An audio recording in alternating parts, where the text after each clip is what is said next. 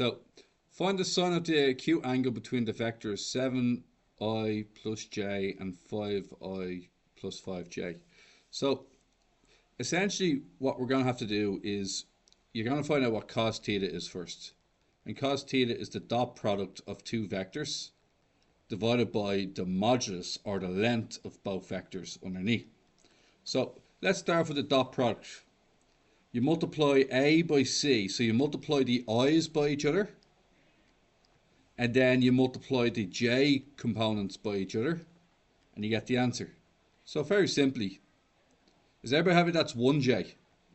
So very simply, it's 7 times 5, which is 35, plus 1 times 5, and the answer to the top part is quite simply 40. That's all it is. It is that simple. Then you divide it by the length of both of these. So, do you remember it's 7 across and 1 up, agreed?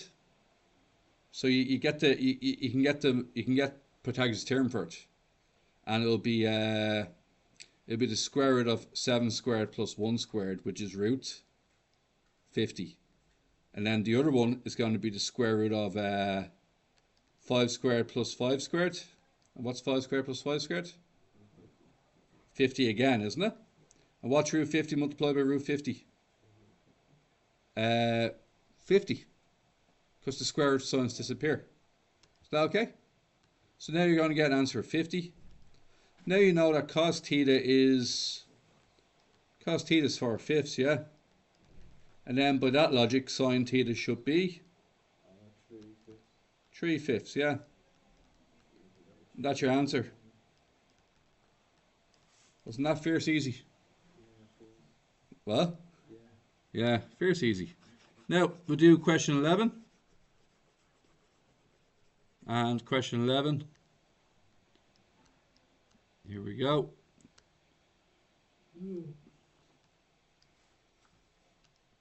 Now, I think if they're perpendicular to each other,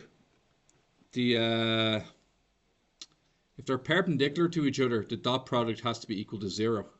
Because when you think about it, would you all agree that cos 90 is 0? Yeah? And then that means the numerator has to be 0, which means the dot product has to be 0 when they're perpendicular. So that's what you can remember from that. Dot product is 0 when they're perpendicular to each other. Okay, so we're ready. So what are we going for here? Show that the angle between R and P is the same as the angle between R and Q. Alright, tell you what I'm going to do. I'm going to get the length of R. The length of R is 6 squared plus 2 squared, which is going to be the square root of 40. Is that okay? It's root 6 squared plus 2 squared. Now what about the length of P? 2 squared plus 4 squared, and we all know that to be root 20. And then the last one, Q.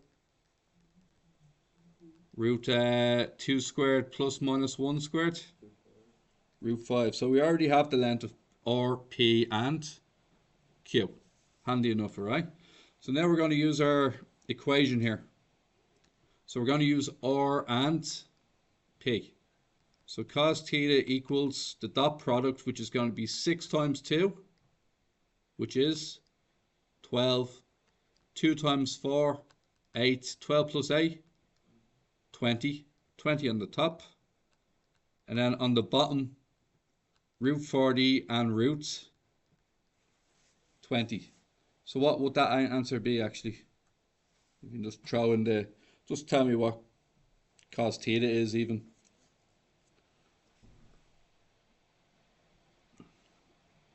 Two. Now, root 2 over 2. If you cos inverse that, you'll get theta equals 45 degrees. Years at it. Now, then the next one, R and Q. Everybody see R and Q? 2 multiplied by 2?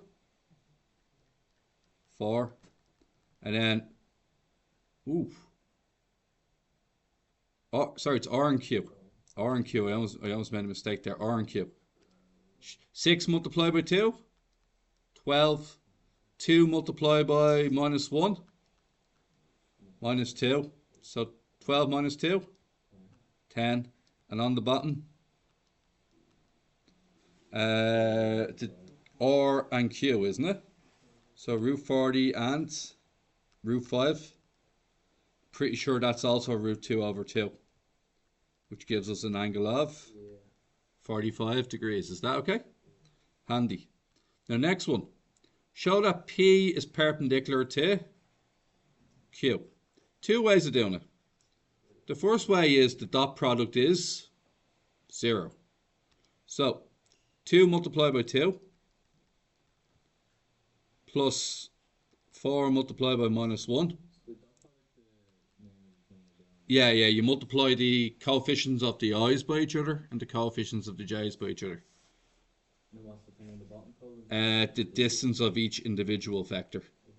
So because it's 0, because cos theta now equals 0, regardless of what's on the bottom, you can say that there, perpendicular, because P dot Q equals 0.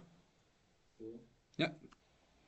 Prove that the two of these are parallel with each other, is that right? So if you want in the exam, you can draw it like this. Then you do a big whopper dot. You go, okay, it's definitely the dot product.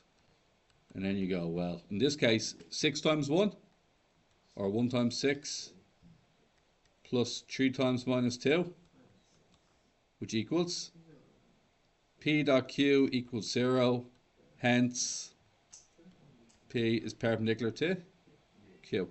Do you remember back in the day when we have a slope of, for example, 3 over 2?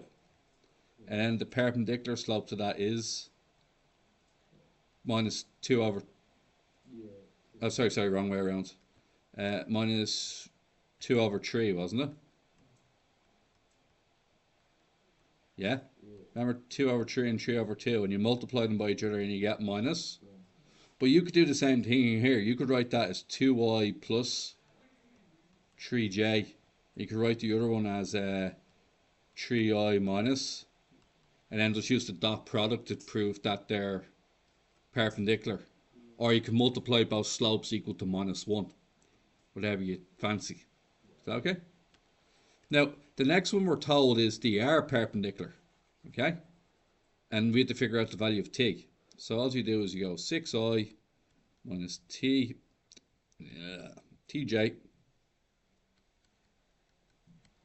big dot 2i plus 6j.